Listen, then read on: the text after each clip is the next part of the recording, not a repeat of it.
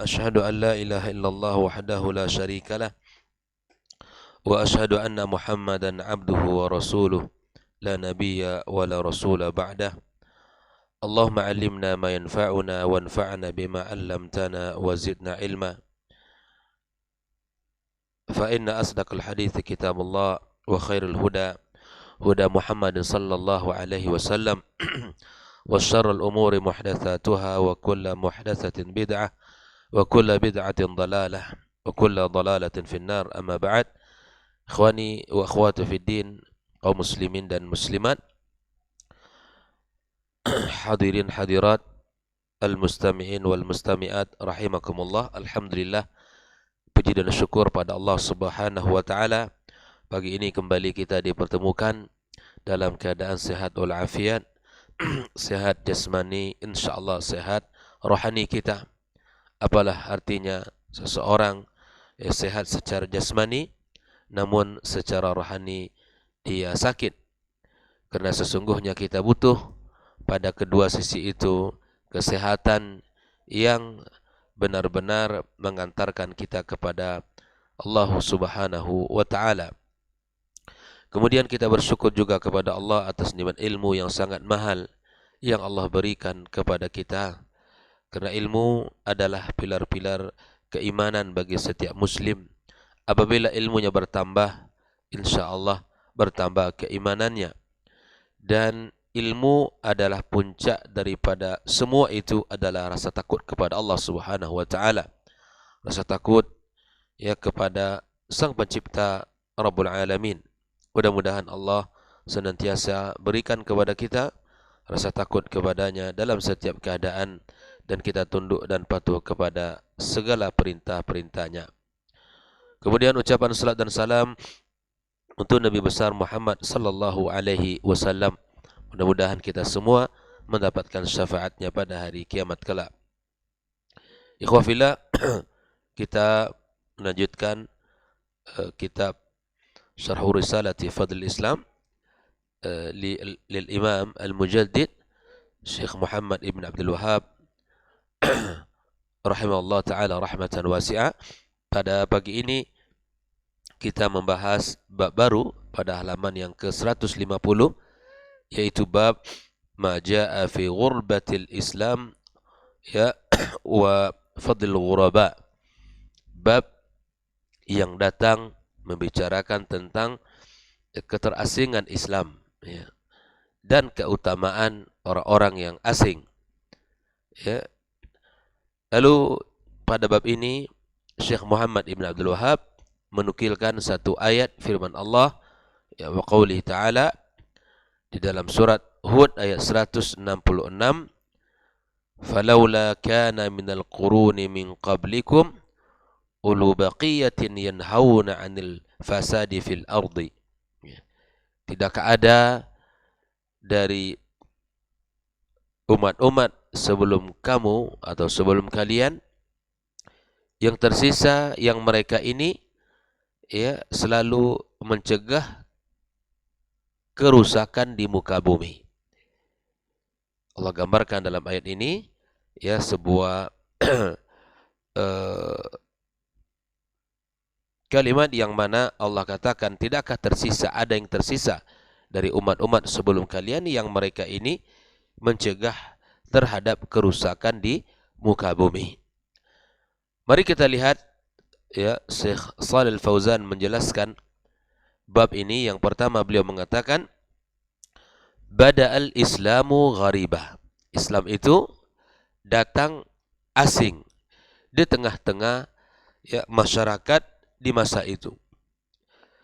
Fa awwal ma qama ar-rasul bi Makkah, maka yang pertama kali dilakukan oleh Rasul sallallahu alaihi wasallam di Mekah, lamma ba'athahu Allah, ketika Allah mengutusnya, wa qala lahu, dan Allah berkata kepada Nabi Muhammad sallallahu alaihi wasallam, qum fa anzir, ya bangun, berdirilah dan berikan peringatan.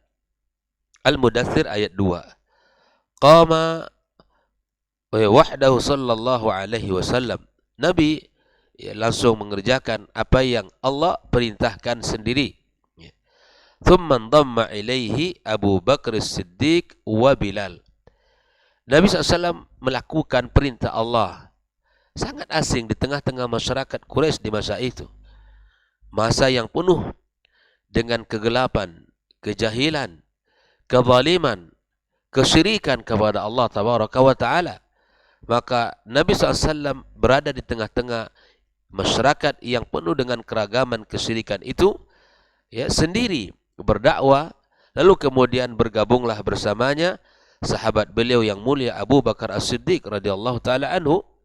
Kemudian bergabung pula lah setelah itu Bilal. Walihada lamma su'ila sallallahu alaihi wasallam, inilah ketika Nabi ditanya, man ma'aka ala hadzal amr, siapa saja orang yang bersama kamu Muhammad di dalam perkara ini, dalam perkara agama ini, dalam perkara dakwah, apa saja, siapa saja yang bersama kamu? Qala sallallahu alaihi wasallam, Nabi bersabda, hurrun wa abdun, seorang, ya, manusia yang merdeka dan seorang hamba. Maksudnya siapa itu? Abu Bakar radhiyallahu taala anhu dan Bilal ibn Rabah. Hadis riwayat Imam Muslim. Ma ma'hu illa ithnani faqat. Tidaklah ada yang membersamai Rasulullah sallallahu alaihi wasallam kecuali dua ini saja. Bayangkan, sangat asing di tengah-tengah orang yang penuh dengan kesyirikan. Dia berdakwah, kemudian bergabung bersamanya dua orang saja. Thumma tataba'al muslimuna wahidan fawahidan. Lalu kemudian, ya, kaum muslimin mengikuti satu persatu. Ya, bergabung satu. Dan inilah yang terjadi. Bagaimana Rasulullah, ya, di awal dakwah sangat asing, ya.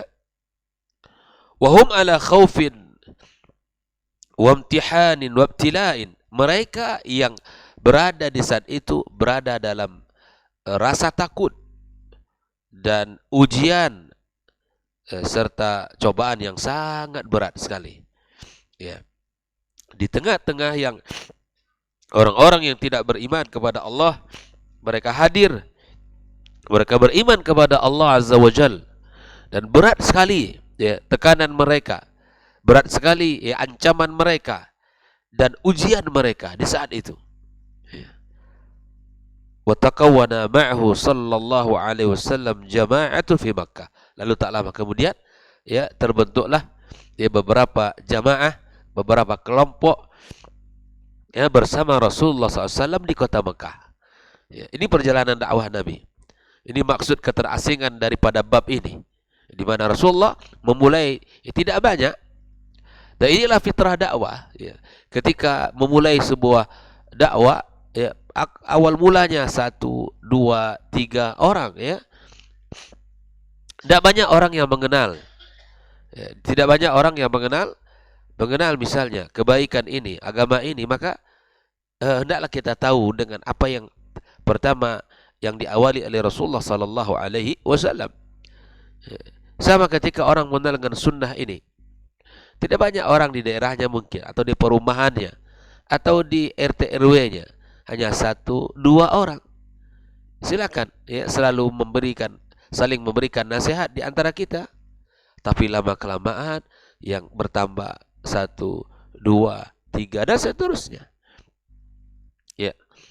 Wahum yu'zaun, mereka itu disakiti.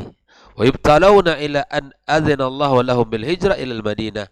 Mereka diuji sampailah Allah Subhanahu wa taala mengizinkan mereka untuk hijrah ke Madinah. 13 tahun di kota Mekah itu masa-masa yang sangat sulit. Masa-masa yang sangat berat oleh mereka, yang dirasakan oleh Rasulullah dan para sahabat berjuang di sana. Hadza makna qauluhu ta'ala, inilah makna daripada firman Allah, bada'al islamu ghariba. Ya. Inilah makna perkataan bada'al islamu ghariba. Inilah arti daripada Islam mulai dengan asing, ya.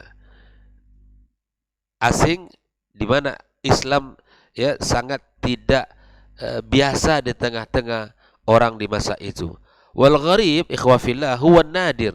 Gharib itu artinya nadir, yang jarang, ya. wa huwal insan alladhi yakunu fi baladin ghairi baladihi. Orang asing itu siapa? Atau yang disebut adalah orang-orang atau orang yang berada di sebuah negeri yang bukan negerinya. Ya. Negara kita Indonesia, ya kan? Atau kita tinggal di Kota Pekanbaru. Tapi apabila kita misalnya berangkat safar, katakanlah ke Arab Saudi atau katakan misalnya ke negara-negara lain. Nah, kita di sana asing karena kita tinggal bukan di negara kita. Bagaimana keterbatasan kita? Iya kan? Sulit. Atau misalnya kita pergi ke negara Eropa yang barangkali bahasanya tidak seperti bahasa kita. Bagaimana keterbatasan kita di negeri yang bukan negeri kita, atau di tempat yang mana bukan tempat tinggal kita. Lalu Syekh Shalih Fauzan mengatakan, au yakuna ma'unasin laisu min jinsihi, atau tinggal bersama orang yang bukan dari jenisnya, atau bukan dari seperti orang Indonesia ini bentuknya ya seperti ini. Ya. Dia tinggal mungkin lebih contoh lagi misalnya di Afrika, tinggal di Afrika bersama orang Afrika yang bentuk warna kulit berbeda. Ada keterasingan kita di situ. Orang asing yang sangat sulit keterbatasan kita dari segi bahasa, dari segi pergaulan terbatas. Kama qala sallallahu alaihi wasallam li Ibni Umar, sebagaimana perkataan Nabi kepada Ibnu Umar, kun fid dunya ka'annaka gharib aw 'abir sabil. Wahai Ibnu Umar, kata Rasulullah, jadilah kamu di dunia ini seperti orang asing. Ya. Aw 'abir sabil, atau yang sedang melakukan 'abir sabil, sebuah perjalanan. Orang asing, Mbak, ketika berada di negeri itu, yang menjadi perhatiannya adalah apa yang ia cari. Yang menjadi tujuannya adalah itulah yang menyibukkan dirinya. Sama ketika kita safar dalam sebuah tujuan waktu yang terbatas, waktu yang singkat, akankah kita melakukan sesuatu yang bukan menjadi tujuan kita ke situ? Tidak mungkin. Nasihat yang mahal dari Rasulullah sallallahu alaihi wasallam kepada Ibnu Umar, dan tentu juga untuk kita semuanya. Ketika kita di dunia ini, tujuan Allah menciptakan kita apa? Untuk beribadah kepadanya, dan itulah yang menjadi fokus kita. Itulah yang menjadi hal yang menyibukkan kita. La nastaghil, ya, la nastaghil dunah. Tidak kita bekerja menyibukkan diri kita pada selain itu. Allah menyuruh kita untuk beribadah, kita lakukan. Dan itulah memang tujuan kita. Wa ma khalaqtul jinna wal insa illa liya'budun. Kesibukan kita adalah di dalam urusan ibadah kita kepada Allah, karena kita tahu tujuan kita di sini. Ya. Tapi kalau orang sudah merasa ini tempat saya yang mengenal sesuatu yang ada di lingkungan ini, banyak orang yang saya tahu, nah ini akan banyak hal yang akan membuat kita lalai, membuat kita tidak fokus kepada urusan yang kita kerjakan. Fal ghurbatu ikhwa fillah hiya syai'un nadir, sesuatu yang asing, yang sesuatu yang jarang. Wa kadzalikal gharib al-syai' an-nadir qalil. Gharib itu adalah sesuatu yang jarang dan lebih sedikit. Seperti mana Rasulullah di tengah masyarakat Quraisy hanya dia dan dua orang lain, yaitu Abu Bakar dan Bilal. Fal Islamu ikhwa fillah, kata Syekh Shalih Fauzan, bada'a awal amr ghariba, bermula dengan hal yang asing, keterasingan, yakni qalilan ahluhu, sedikit penghuninya atau sedikit orang yang menganutnya. Sedikit awalnya perjuangan Rasulullah sallallahu alaihi wasallam.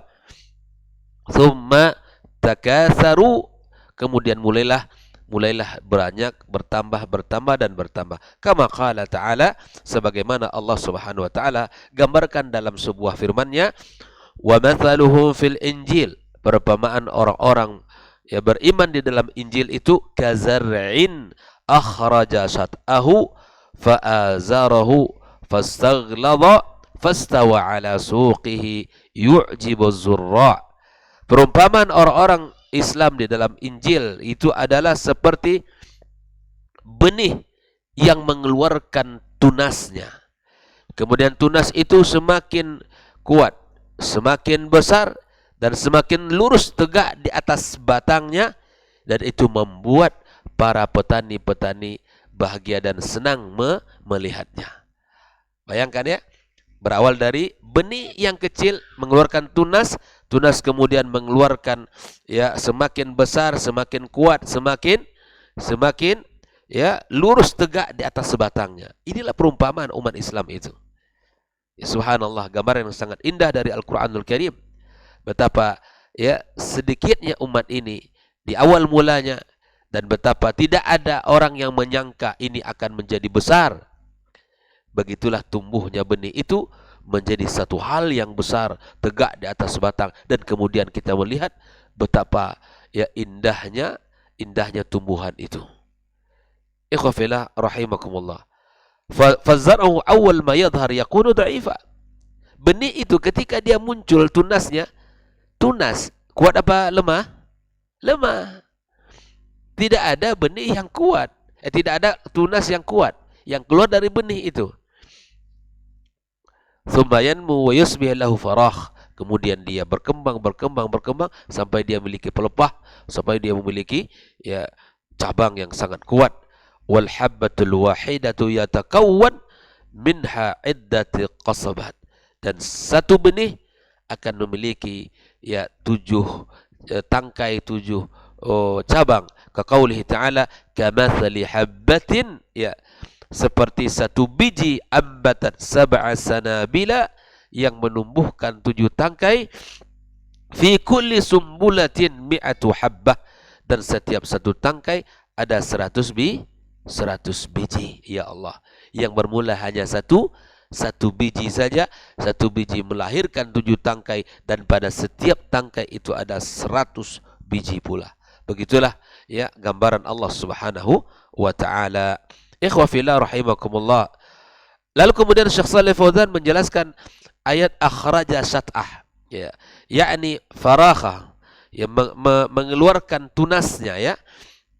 Fa'azarahu yakni quwwahu, kemudian tunas itu menguat. Fazar'ah, ya, idza furikhat taqwa, ya, benih apabila dia memiliki tunas maka dia semakin kuat. Yusbih lin nabi tajaza wa ghusun, kemudian dia memiliki cabang, memiliki dahan, fataqwa, maka dia semakin kuat. Famin qusbatin wahidatin asbahat iddatu qasabat mutajawirah, maka satu benih akan melahirkan beberapa cabang, dan kemudian itu semakin menguatkan, ya. Fastaghlada ay kana dha'ifan faqawiya, lemah, yang awalnya lemah setelah itu kemudian menjadi kuat. Fastawa ala suqih ay irtafa 'alaiha, dia lurus tinggi. Wasuq yakni jam'a saqin wa yal qasabat, yaitu batang. Hadza mithlu sahaba radhiyallahu taala anhum. Inilah gambaran ya mathalus sahaba radhiyallahu taala anhum, inilah permisalan para sahabat. Ikhwafillah, yu'jibu zurra liyaghidha bihimul kuffar, dan pertumbuhan umat Islam itu seperti mana yang digambarkan dalam ayat ini, liyaghidha bihimul kuffar, membuat orang-orang kafir murka dan marah, gitu kan?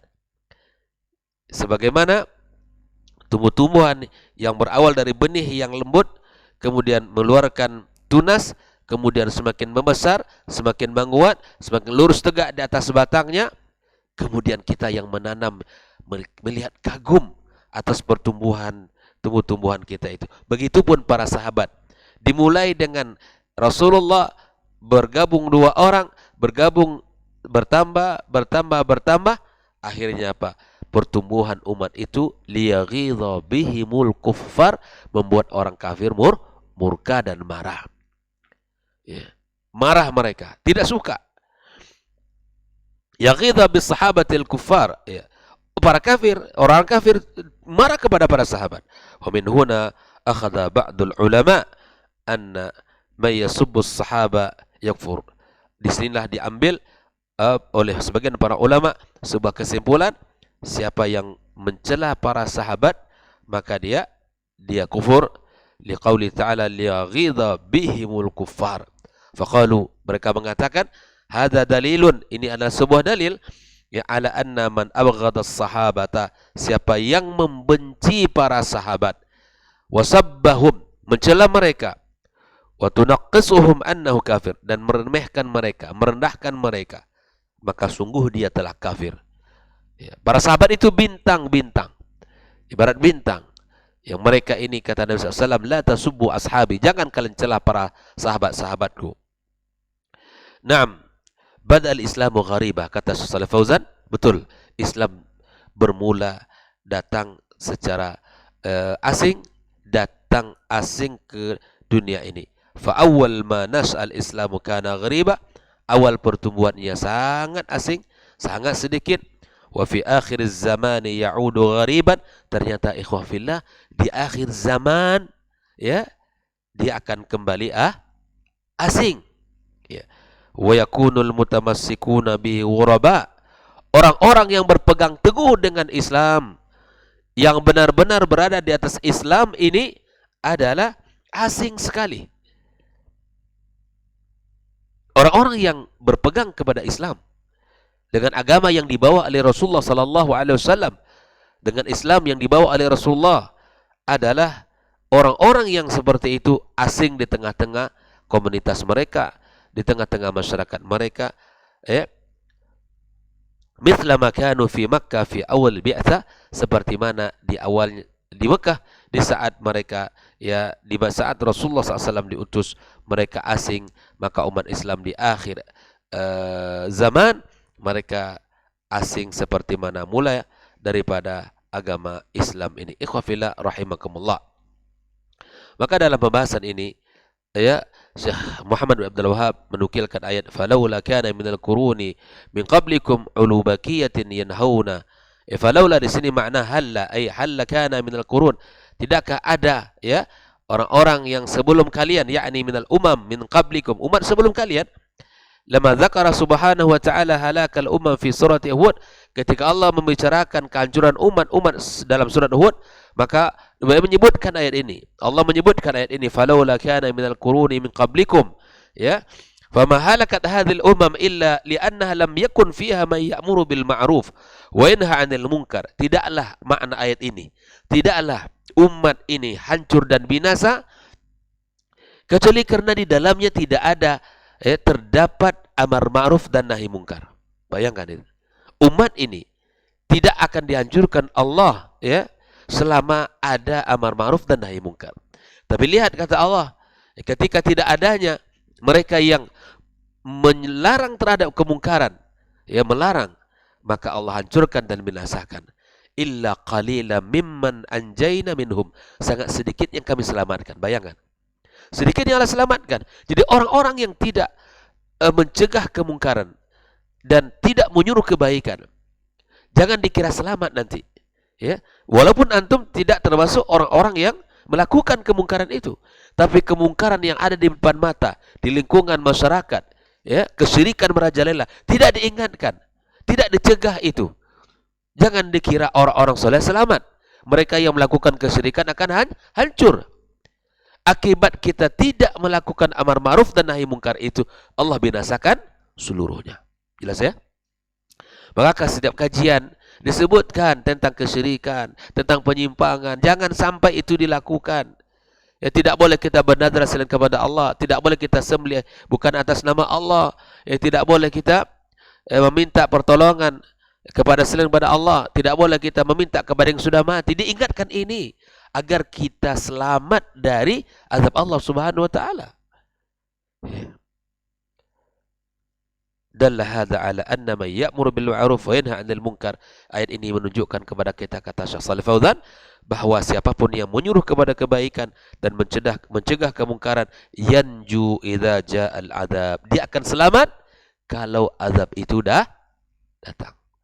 Man ra'a minkum munkaran falyughayyirhu biyadihi fa illam yastati' fa bilisanihi fa illam yastati' fa biqalbi. Itulah tingkatan amar ma'ruf nahi mungkar. Lihat apabila kamu melihat kemungkaran, maka rubahlah kemungkaran dengan tangan kita, dengan kuasa kita. Mungkin di situ dia Pak RT harus membuat keputusan. Ini kemungkaran. Kalau dia adalah seorang camat di daerah kuasanya, maka buat aturan. Kalau dia sebagai seorang bupati, maka di wilayah kerjanya, ya, maka dia membuat aturan-aturan. Atau dia sebagai seorang gubernur, dia membuat aturan-aturan yang bisa menyelamatkan ya umat dari kehancuran kebinasaan karena kemaksiatan ini. Saya ulangi, dalla hadza ala man ya'mur bil ma'ruf, dan ini menunjukkan siapa yang menyuruh kepada kema'rufan dan wa yanha 'anil munkar, mencegah kemungkaran, yanju idza ja'al adzab, dia selamat jika azab itu datang. Wa ammal ladzi la ya'mur, yang tidak menyuruh, wala yanha, dan tidak melarang, fa innahu yahlik walau kana minas salihin, dia akan binasa meskipun orang soleh. Jelas ya? Ketidakpedulian kita kepada Islam, kepada lingkungan, ya, kepada apa yang terjadi di tengah masyarakat kita, itu akan mengantarkan kita kepada kehancuran dan kebinasaan. Lakin yab'athuhu Allahu yaumal qiyamah ala niyatihi kama jaa fil hadis. Ya. Akan tetapi Allah Subhanahu wa taala bangkitkan dia di hari kiamat berdasarkan niatnya, ya, sebagaimana dalam hadis disebutkan ya, oleh Rasulullah SAW dalam riwayat Imam Ahmad dalam kitab Musnadnya.